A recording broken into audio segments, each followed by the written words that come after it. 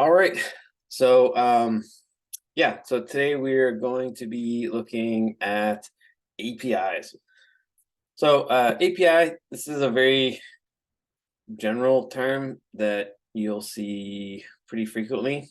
Um, if you're reading articles or really anything having to do with coding.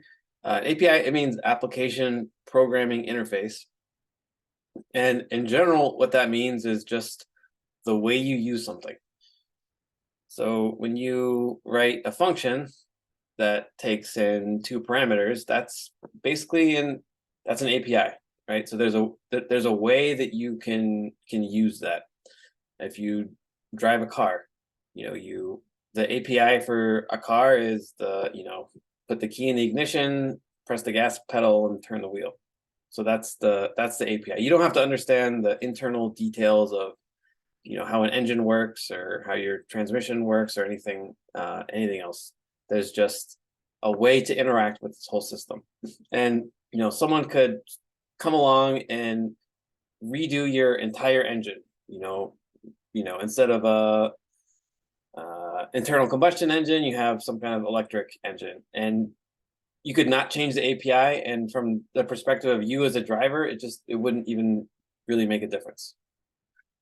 I push the gas pedal, I go, I push the brake, I stop, I turn the key, and then the car turns on, etc. So that's just what an API means in general, just the way you interact with something. It's often used in a slightly more specific sense when it comes to web development, and that is it's a REST API. So an API in the more specific sense basically just means there's a server somewhere and I can ask it for information and it will send me the information. That's pretty much it. At a basic level, it's just I want a piece of information, which could be anything. And so I make a request to where that information is, and then that server is running a program, and it accepts a request, and it processes that request, and then gives a response. And you guys will be creating your own servers pretty soon, actually. So for now, we're just going to focus on how you consume stuff like that, but you'll actually be making your own servers, which is not as hard as it sounds. Okay, so an API is just a way to get information from an external source, from a server somewhere. The format of that information, 99% of the time, is going to be what? Anyone have any idea? Object. It'll be an object. What kind of object? JSON. JavaScript. Yeah, JSON. So JSON, JavaScript, object notation. This is just a format. It's it could have been anything. JSON happened to be the thing that has taken over, for various reasons. But in theory, it could be anything. It's just a format. It's just like, here are a bunch of rules for how this thing has to be structured, and if you follow those rules, then you have JSON. And if you follow those rules, then not only do you have JSON, but every other language in the world can make a JSON parser that will work with their specific language. So you can read in JSON in JavaScript, in Python, in Java, in C++, whatever language you want, because there's a set standard, and so people can write libraries that will parse or understand JSON. So your ultimate goal when our ultimate goal here, which we're not going to get to immediately, but it will be to get information from another source and then put that information into our web application. So far, you guys have written HTML pages. So you can just write a static HTML page. Doesn't really do anything, which is fine. You can also add JavaScript to it, right? So you can make it a little bit more dynamic by if I click the button, then something shows up, something changes, the color changes, an image gets, created or whatever, right? So you have the static HTML, CSS. You can add, interactivity with JavaScript. You can add event listeners. You can listen for anything, and you can make changes. You can respond to user actions. The next level is sometimes you need information, but you don't know what that information is going to be just yet, right? So we'll see an example of this in a sec, but this using an API, making a fetch request is a way to get information that you don't have to hard code. So I don't have to know when I create the web page what this information is going to be. I can let someone else worry about that, and I can just be responsible for getting that information, making that request at the appropriate time. All right. So that's a basic overview. We're going to use Postman, and there's nothing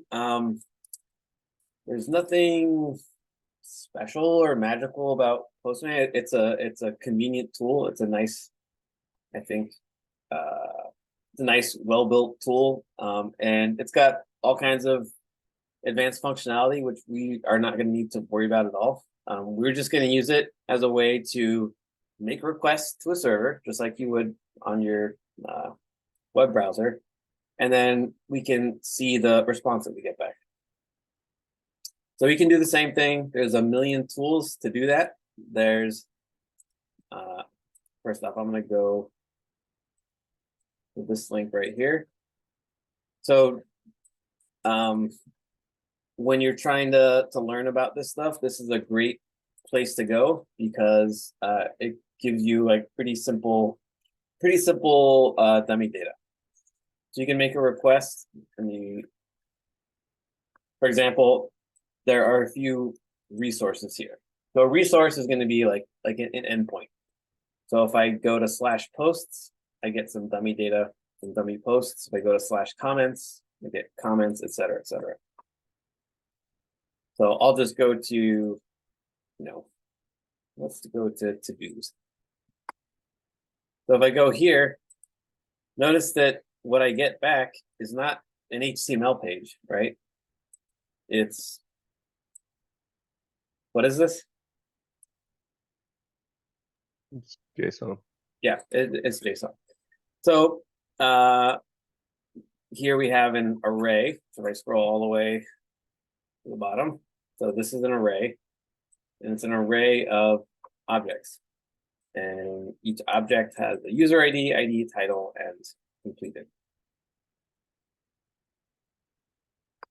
So, this is like raw data. So if I go to a website and I see this, I'm probably not going to be very happy. Most people are not going to be very happy.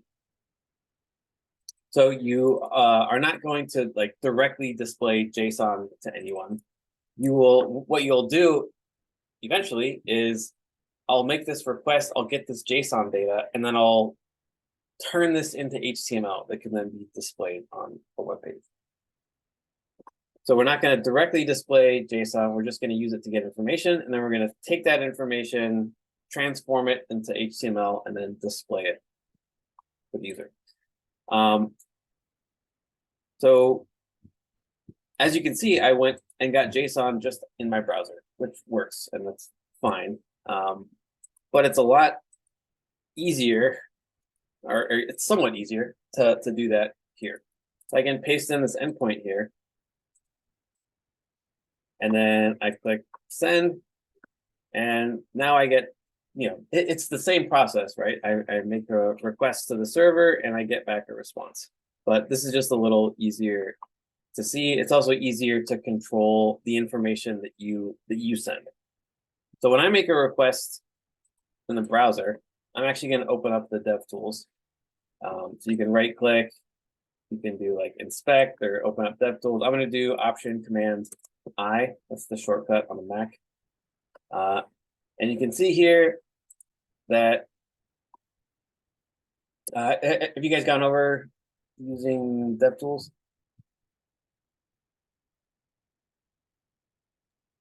We've talked about them a little bit. Okay, yeah. So there are a bunch of tabs here you can use. The elements tab is basically for HTML. So if I go to a normal website, for example,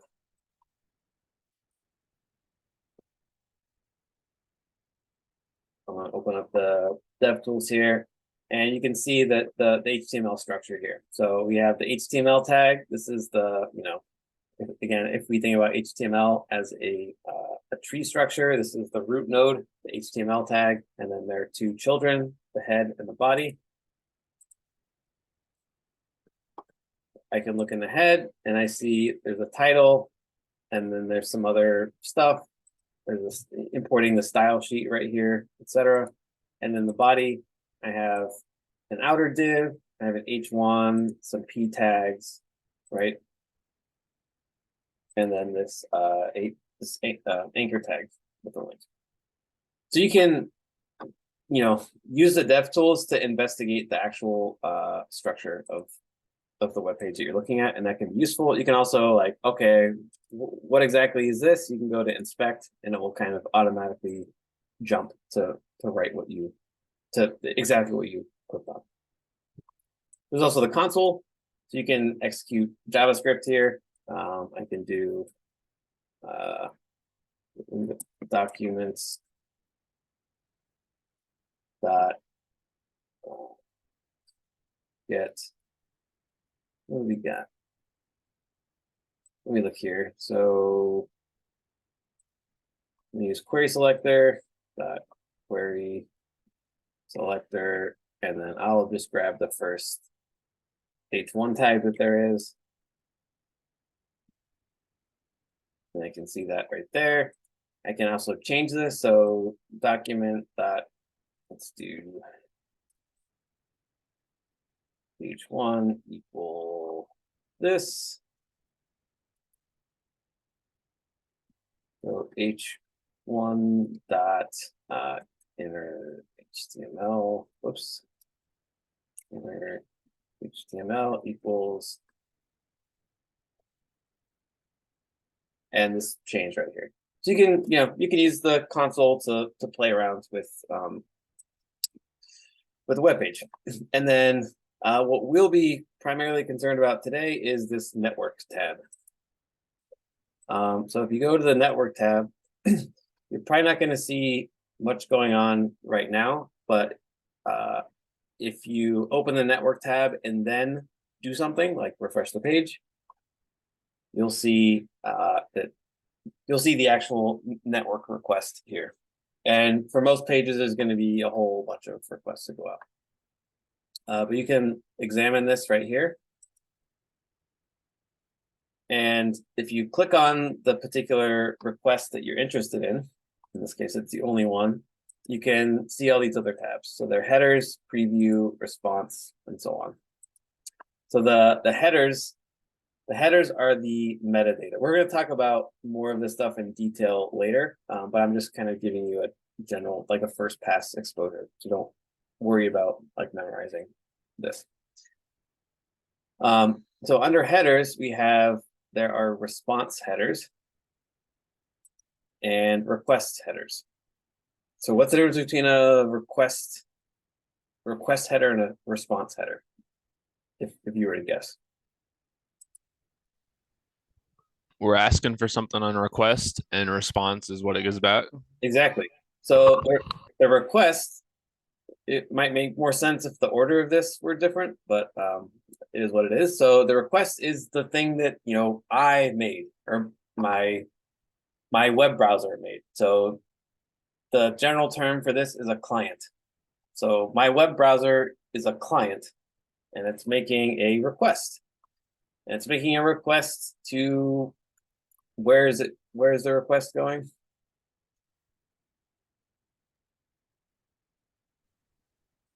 To a server? Yeah. It's going to example.com. My request is formulated in a particular kind of way, has to match a certain kind of pattern, just like filling out a form, right? There's certain rules that a request has to follow, and that servers, will understand by default how to to respond to.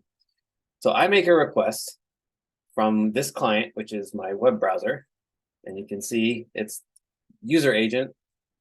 This is information about my client, which is my web browser on my computer. And then I get a response. And the response also has a bunch of the response also conforms to a particular format. So here are the headers for the response. It tells me that, here's when the response came in, some other stuff we don't need to worry about. And then you can look at the actual response right here.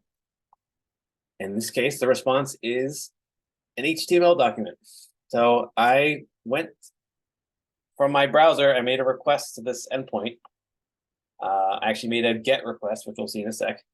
And then in response, the server said, okay, yes, I understand what you're asking me. And this is, a valid request. So I'm going to grab this HTML document and then send it to you. And your browser is going to be responsible for displaying it nicely. So here we can do the same basic thing, except, typically we're not worried about HTML. We just want JSON.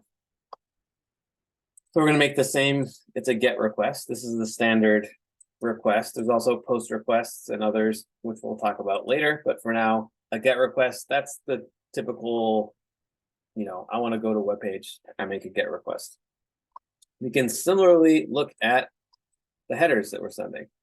So if you use Postman, you can add and remove headers as you see fit. So with a browser, because it's user friendly, you have a little bit less control over how it works.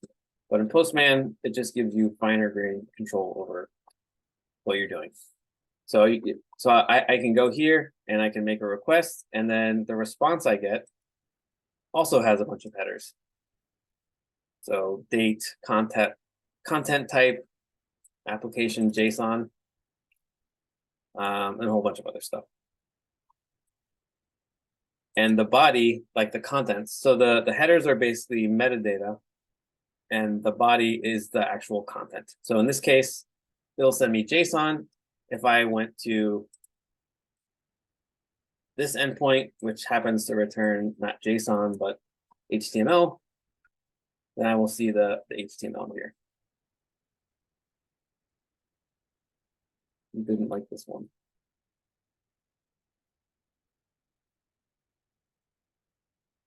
I'm not quite sure why that was a bad request, but maybe it doesn't like getting requests from.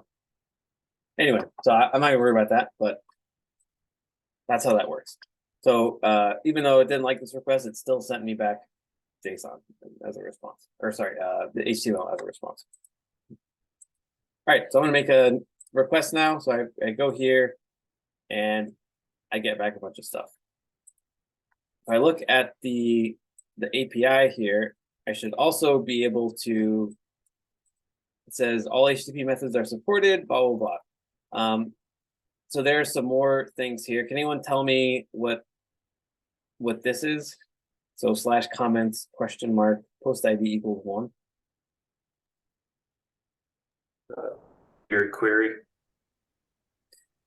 Yes, it's called a query parameter.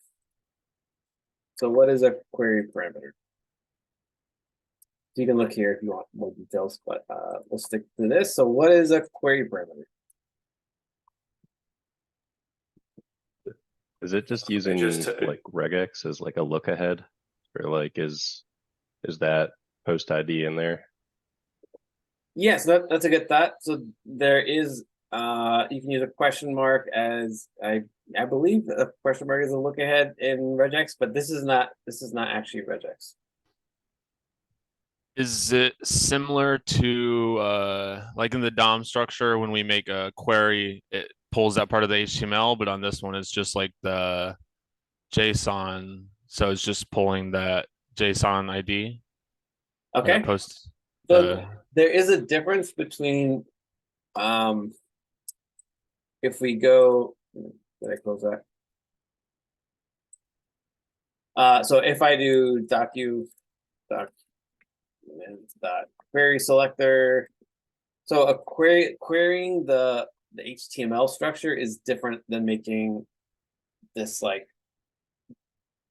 this other request, this HTTP request. So this is separate from DOM manipulation stuff. So what this is this is just, it's an arbitrary standard, but it's a standard. And it means I want to go to this endpoint to /comments. So I'm going to do that right here. So if I go to comments and I get a bunch of comments. Now I get every single comment that's at this endpoint. But I don't want every single comment because I have to sort through all those. I don't want that. I just want one particular comment. When you do that, the question mark indicates that what comes after is going to be a query parameter. And what comes after is going to be basically a key value pair.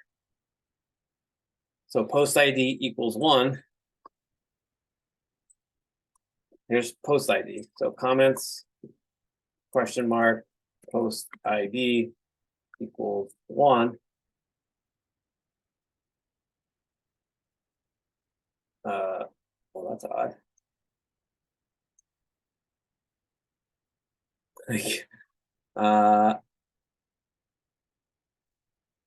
Oh, okay, sorry, yeah, sorry.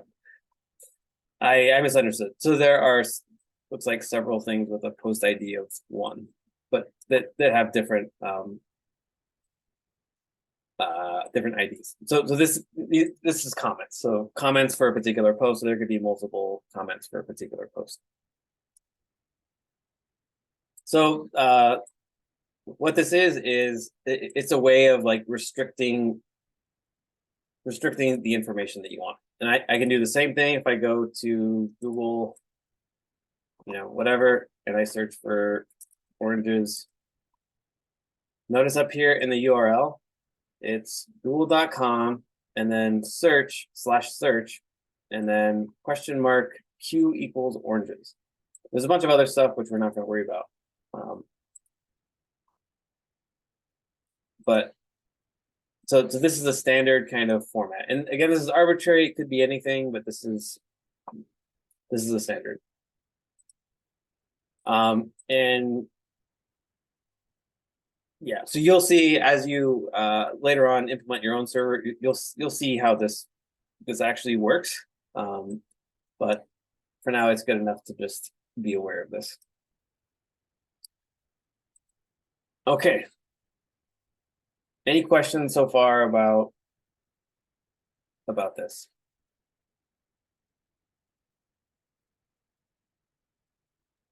Did you say exactly what like comments were? Like I get it, but like what is a comment? What are they like referring to? Is it comments made by a user, or is it just what each kind of block of information is called? Yeah, so that's a great question. And in order to actually understand what this is, we'd have to look at the documentation and stuff like that. But 90% of the time, a request to an API is basically like an interface to a database. So ultimately, the information that we're getting is going to come from a database. So I make a request, an HTTP request to some server. That server takes in this request, it processes it, and then it will make a request to a database server. That database server will give the information back to the web server, and that web server will package it up in JSON and send it to me. So in order to understand exactly what's happening, we'd have to know a little bit more information. But based on the context and some typical patterns that that you'll see, so /comments. So if this is a blog site, you would have posts and you have comments. So a comment belongs to a particular post. So we have a post ID of 1. So this would be like a news story or or a tweet or whatever. And then this particular, let's just say, blog post looks like 4 comments or 5 comments under it. So the ID 5, ID 4, and so on. And then this is just standard nonsense text. And so every comment will have a name associated with it. That would be like the author or maybe a title, I'm not sure. And then an email, this would be like the user associated with that, and then the actual contents.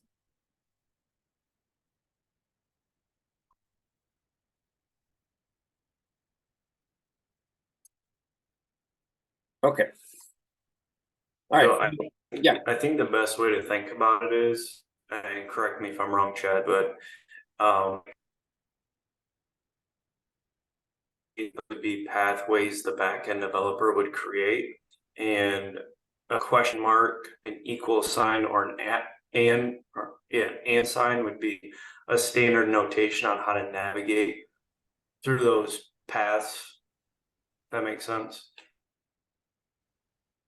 Yeah, so these are like right here. So this would be the base path, and then depending on specific information, you're basically making like a finer and finer grained request. Yep. Yeah, wouldn't it be similar then, like navigating through your computer? Yes. It's just to go before, if you want to go inside of this folder, you have to go to this folder and so on. Like that's exactly. Mm-hmm. So it's like a file system. Yeah.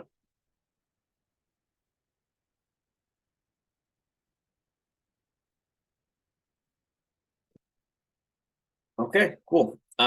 So what I'm gonna do now is, so we can make, requests. We can use Postman to make a request and get some JSON information.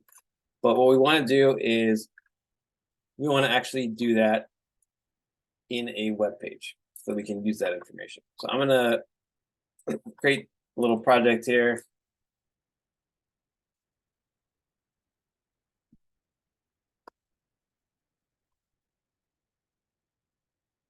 And I'll create a index.html.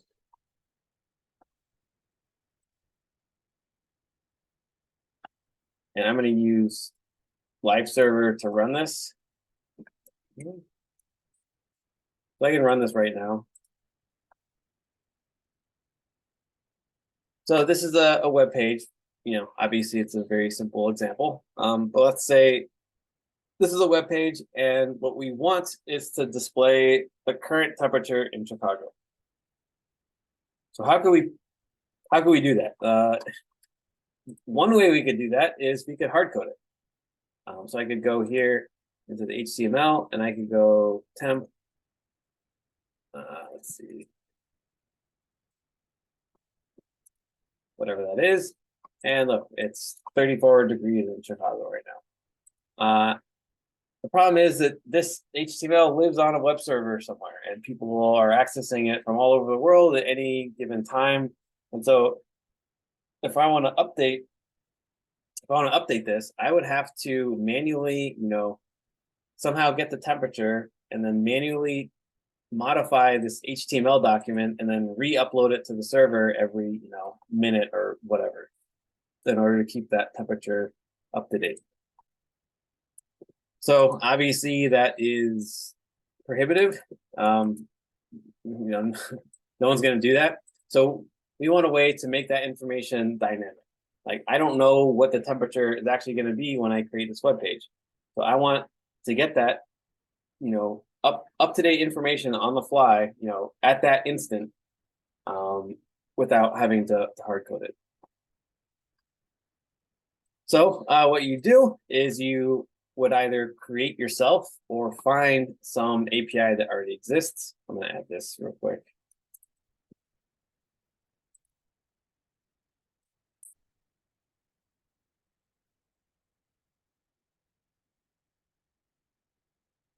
Let's see if that looks better. Oh, much better. Look at that. Okay, so go, there we are. So I'm gonna grab this. First, I'm gonna take this. So here is the endpoint that we're gonna use. And in order to figure this out, I would have to go on a search. So I would do a normal internet search for, weather API or free weather API or whatever. And you get something like this. And if I want to test it out, so I found something on the internet that might serve my purposes. So now I'm going to make this request. So what do I get back?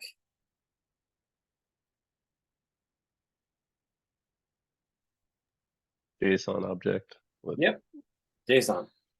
And notice that it is an object. It's not a list or an array. It's an object. So it's just one thing. And then we have a bunch of information here. So I'm going to go to, so I can go here. Wow, is it actually 31 degrees there right now? It's probably Celsius. Okay, I was about to say.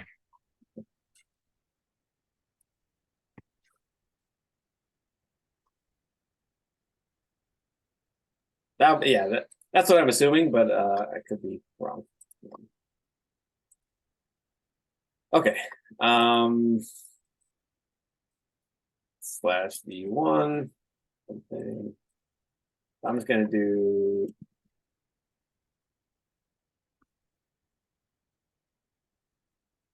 is that it? Video. Okay, so this is what you do. You would search for an API, you find something looks like it might work, and then you take a look at it. So I'm gonna go to the documentation. And there's a bunch of different stuff that I can use. It's pretty overwhelming. Let me see if I can find an example. So these are different, basically, parameters that you can add or control. Let's see. This is not the best, but they give you an example here. So here's an example with curl. So this gives you back JSON with a bunch of other stuff. So depending on the query parameters you put in, you can get back different information. So, figuring out how to use APIs, if a given API is appropriate for you, et cetera, that's all part of the experience. But let's say I've figured out what I want to use, and here's the request that I want to make. So once I have this, I really only care about the temperature. So I get a bunch of extra information, even when I have a pretty fine-grained request, in part because I don't own this. So, and it's possible that that some other part of my website might want the elevation or any other information. So I get a bunch of information. I need to pick out specifically what I need. So I'm gonna copy this in. Let's see.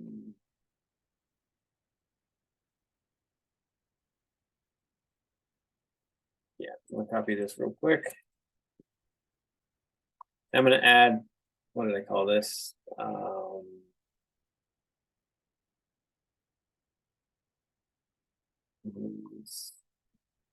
Did not.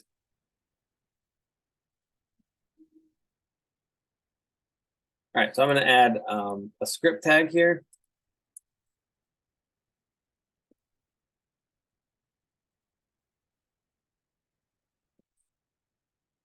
And then let's see. I always forget what the tag is. If this is wrong, let me know. But app.js. And I'm going to add the async.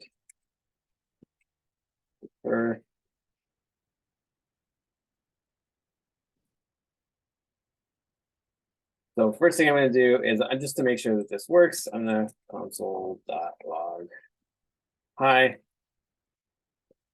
So now I'm going to go to my web page, which is running locally. I'm going to open up the DevTools go into the console and I see hi. So I know that I've successfully connected my application here. So now what I'm going to do is I'm going to uncomment this. And then I'm going to execute this function. And we'll talk about this in a second. So fetch data. I'm going to call it. And we'll see what we get. So it happened very quickly. I'm going to refresh and it's going to execute again. So this actually made a network request to that same API that we saw here. So you can see latitude, longitude, etc. Latitude, longitude, current weather, and the temperature. So we're getting the same information, but instead of using like a standard either something like Postman or curl or whatever, we're using JavaScript to do it. And if we're using JavaScript to do it, that means that we can display it in HTML because you can manipulate HTML with JavaScript. So if I want to, instead of console logging it, yeah, but before I get into that, I'm just going to talk a little bit about this function right here. So this is actually a promise. You may have heard of promises before, and we're not going to get into the details. I think I'll do an optional lecture this afternoon about promises, but it's like it's a more advanced topic that you should probably take some time to read up on, but you don't really need to understand them in order to use them. So the first thing I'm doing is I have this this endpoint, which I already figured out. This is what I needed, and I'm using this fetch command.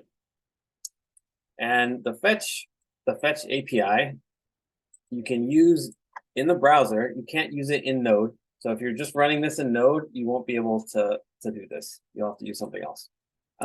Fetch API. You can look at the documentation here. So the fetch API.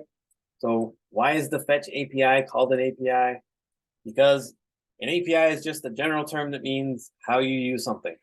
So there's this fetch thing, which has a particular way of using it. And it's a convenience that wraps around some lower level stuff. So you don't need to worry about that. And how do you use it? Using the fetch API, I'll go right here. So here's an example. So this pattern is just typical.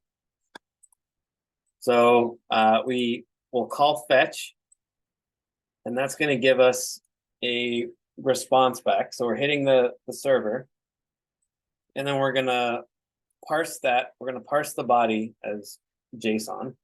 So the body of the request is this.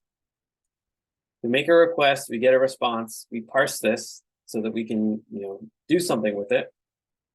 And then we have the data available to us, in JavaScript, and we can use it as we would anything else in JavaScript. The trick about this is that it's an asynchronous function. So you have to mark that. So you have to add this keyword to the function definition, so async. And then the fetch API itself is also asynchronous. So if you want to do something here, you have to add a wait here. And then same thing here, you have to add a wait. And then once you get the actual data you need, you can use it. So this is, the actual asynchronous promise stuff is more complex than what we need to know right now. What you need to know is this.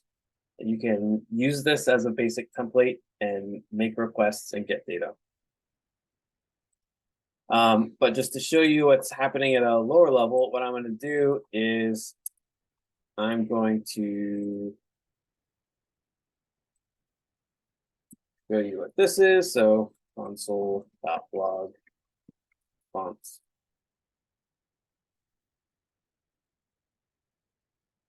So if I go here again,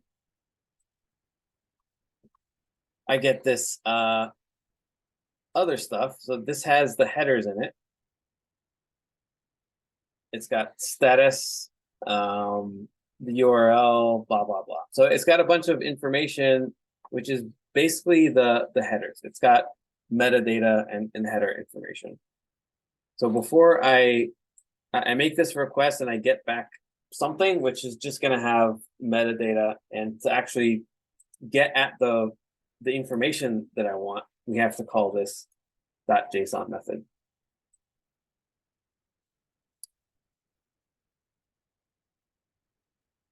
And if I, for example,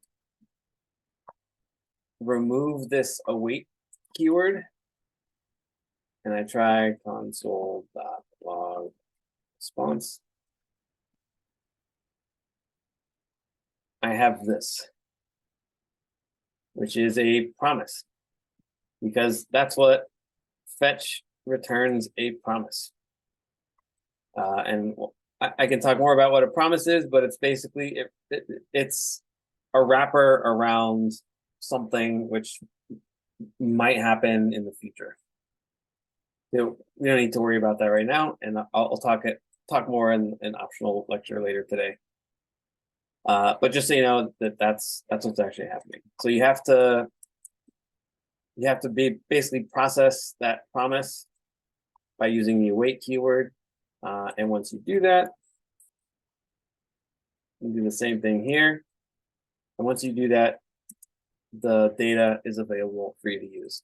So if you look at the structure of this particular JSON object, we want the temperature. So how do we access temperature? Well, it's in current weather temperature. So we do the same thing, just like JavaScript. So dot current weather dot temperature.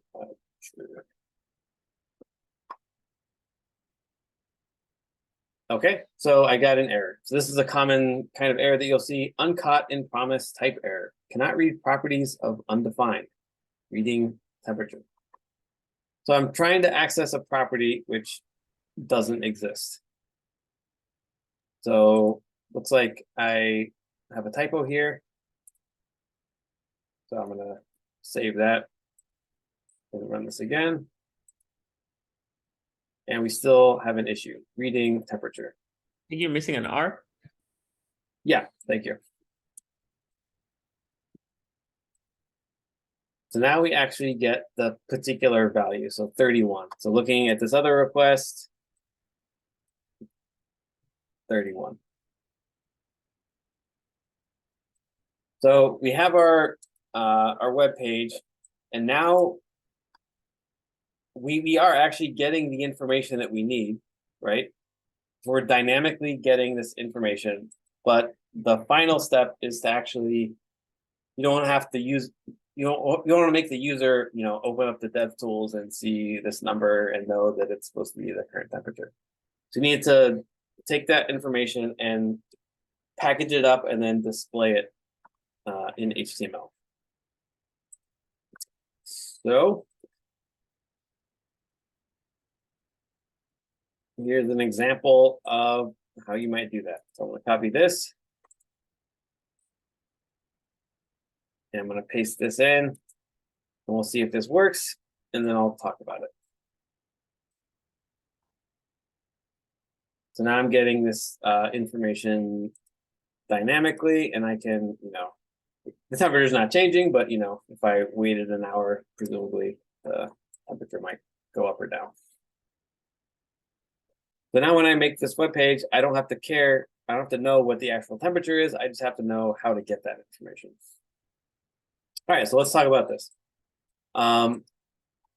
So the fetch data, this is an asynchronous function, which is it's making an HTTP request to a server, getting that data back, and then getting a specific piece of information in that data. That's what's happening up until here. And then once we have that data, this function is going to process it and turn it into HTML that we can add to our web page. So we're creating, we're grabbing something, which is, what does the hashtag mean? It's a ID. Yeah. So if we look here in our HTML, we have right here, we have an element, a P element with an ID of temp. So we're grabbing that element, and then we're updating its text to be whatever this temperature is, degrees. So the thing that kind of is the runner, basically. So this is like the runner. So we're waiting for the onload event. So once the window loads, we're going to execute a function. So this is an event listener, right? There's an onload event that will happen. And when that onload event happens, I want to execute this function. This function is fetch data. This function executes. It's an asynchronous function. It's going to get some data, do some initial processing, and then it's going to call insert temp with that data, and insert temp is going to update the HTML so that the user can see what's happening. Could you talk about the structure as to like why insert temp isn't called like on the window.onload? Yeah, that's a great question. And the reason for that is that insert temp is a synchronous function, and this is an asynchronous function. So there's basically like synchronous functions and asynchronous functions operate in parallel universes. But even though, you know, I've written these both in the same file, they really kind of exist in separate planes. And the issue is that once you're asynchronous, you stay asynchronous. So asynchronous stuff is basically isolated from the rest. So if I were to do, for example, I'm gonna, instead of calling insert temp, I'm gonna return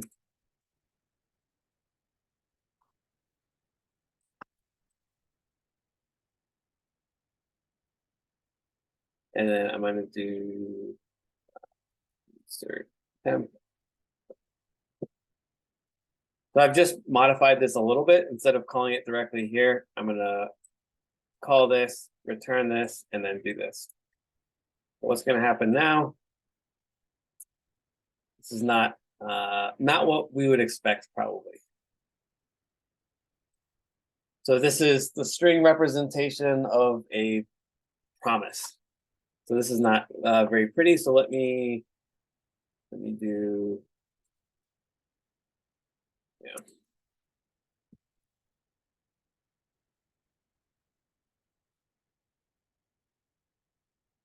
Actually, you can see this here. So here in the browser, it is that promise. So the issue is that this function returns a promise. So I can't just use it directly because I want some data inside of the promise, but I can't get it yet. It's kind of a weird thing, which I can talk a little bit about later, but it's just how it is. So once you have a promise, you can't just pretend that you can't just use it directly, because this is now in its own world. So this fetch data returns a promise. Temp is a promise now. You can, if I hover over, the editor is smart enough to pick that up. So it's a promise. And if I try to do this, I'm trying to mix asynchronous code with synchronous code, and that just doesn't work. In order to get this to work, what I have to do is I have to mark this as being async. And then I have to do await. And then that should work, just like it did before.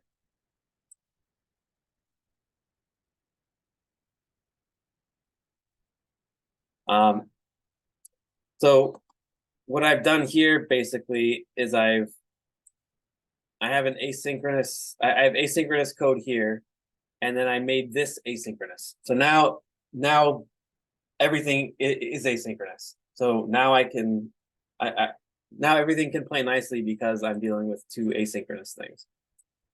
So this is marked as asynchronous, so I can now use it here.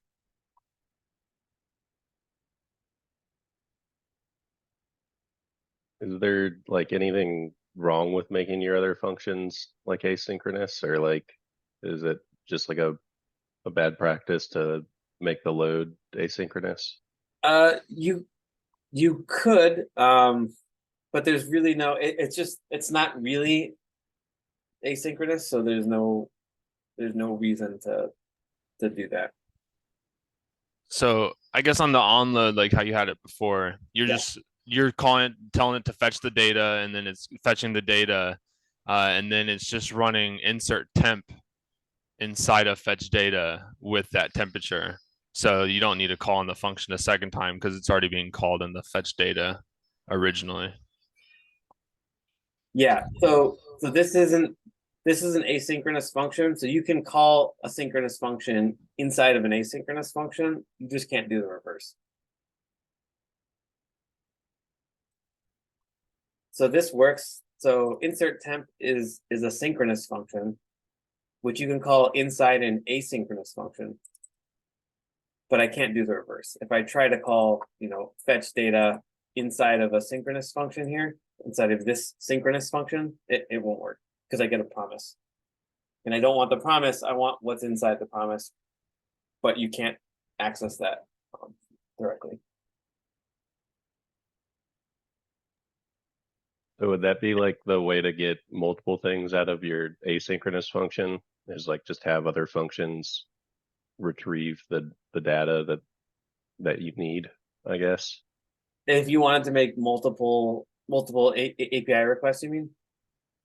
Well, no, like I guess if you wanted like the elevation, then you would just write like another function like insert elevation or something like that, and then add it to the asynchronous. So Sure, you yeah. could just You could do that. You could also just return like the basic data and then pull out what you needed in another function. So if I wanted to write my insert template, I want to get the elevation.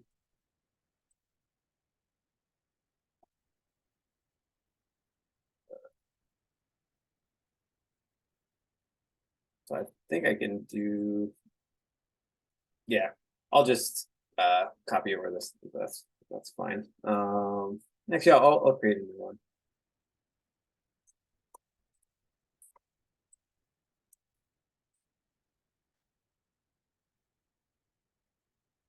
So I'm going to create a new p tag here. And then this will be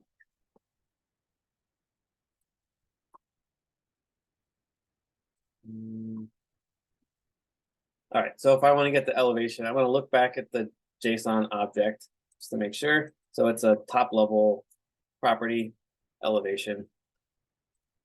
So instead of returning, let's say, the temperature, I'm going to return, let's do the whole thing. And data.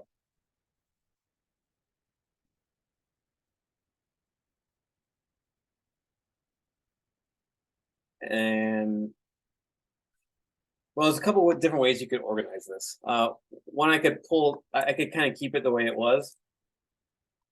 And then I could also, instead of temperature, is const elev equals JSON data dot elevation, I believe. And I can call insert temp, and then I can call insert elevation. So this should work fine. I could also, instead of, as I said, if I were getting lots of these properties, I might want to have an intermediate function that just, like, for example, I will do, I'm going to call it dispatch. It will take data. I'm going to return this right here. Data.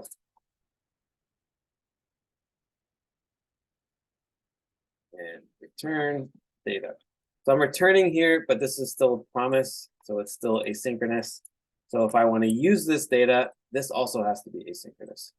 So async data, and I want to do if, I'll get const temp equals data dot, is it current weather dot temperature const equals data dot elevation, and I can call insert temperature if the temperature, and insert elevation.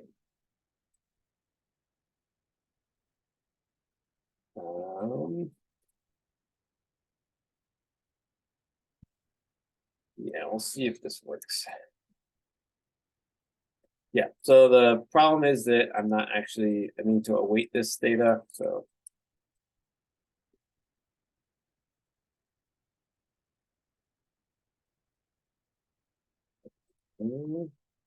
This is, must be missing something. So I'm not actually calling dispatch anywhere, that's a problem. So I have this fetch data, and then I want to dispatch on the data. So I can do that here actually. There's two ways to organize this. One is I could go down here and do something similar where I call fetch data. I make this an asynchronous function, and then I call the other one. I can also just call this directly, dispatch, make it more like how it was before. And then this actually doesn't need to be asynchronous anymore.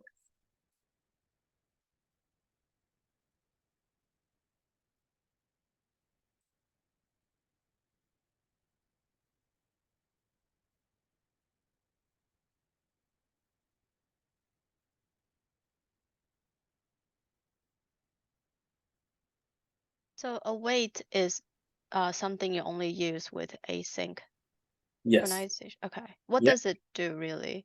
it's syntax sugar, and it just turns it into a promise.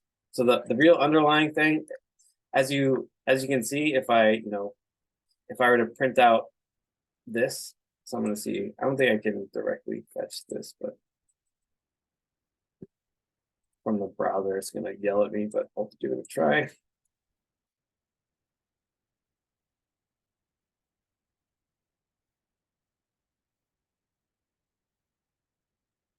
So this returns a promise. So even though even though here we're using this async stuff, this is just convenience to make it look, it's easier to read, but really it's all just promises.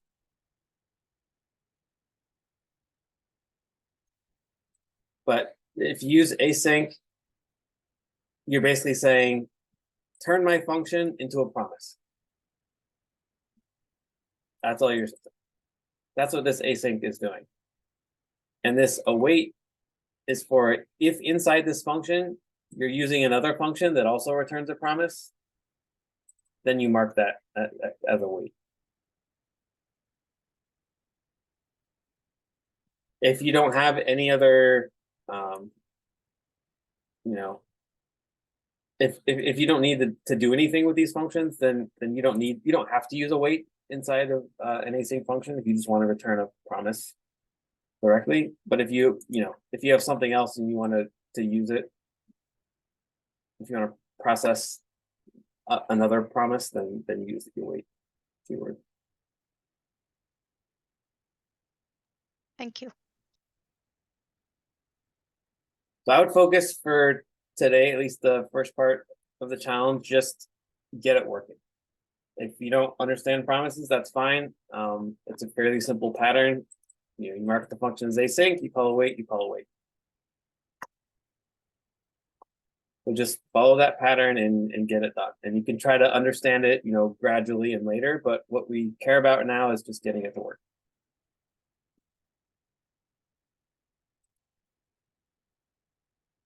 Right, any questions about that?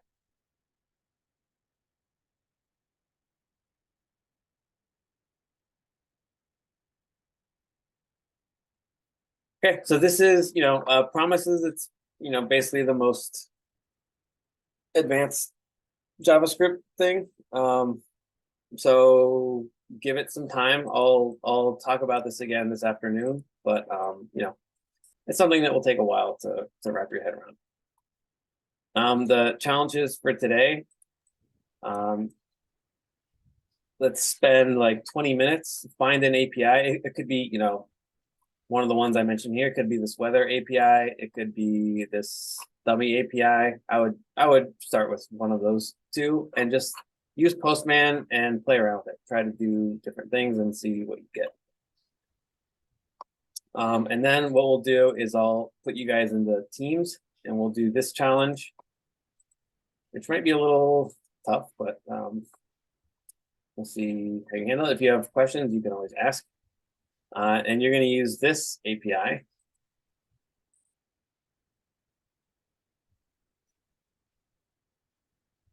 That you can take a look at.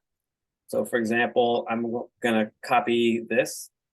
So there's a whole bunch of, you can look through this documentation, but there's an example here that I'm going to copy. I'm going to go to Postman. I'm going to paste that in, and I'm going to make a request, a GET request, and I get back a bunch of stuff. So that's the basic idea. It's the same pattern no matter what you're doing, right? Doesn't matter what the API is. It's like, it's going to give you JSON. You have to look at the documentation to figure out what you get. Then you have to pull out the information that you need from what you get, and then insert it into the DOM. All right. So actually we'll take a 10-minute break, spend like 15 minutes doing this, and then I will create the groups and you'll do Pokemon team, work on that for a few hours. And then after you're done with that, I will do an optional kind of lecture on promises. And then for the rest of the class, you'll work on this, the guess the number individually. All right.